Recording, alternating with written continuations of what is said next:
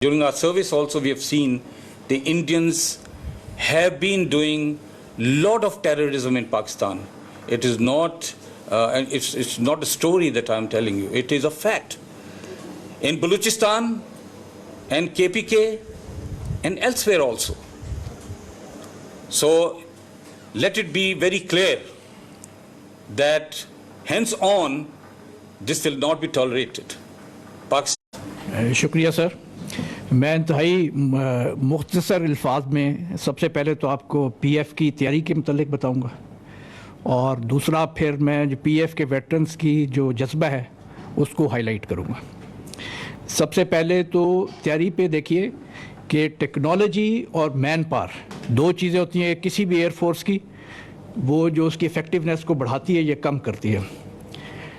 Technology wise 2019 में PF ने पूरी दुनिया को प्रूव कर दिया था कि we are much ahead of the Indians. ठीक है जी। इन 2-3 सालों में पाकिस्तान एयरफोर्स ने और भी ज़्यादा तरक्की की है जहाँ तक कि टेक्नोलॉजी का दारोमदार है। इसके अलावा जो पीएफ की मैन पावर है वो इस कौम के सबसे बेहतरीन बच्चे हैं।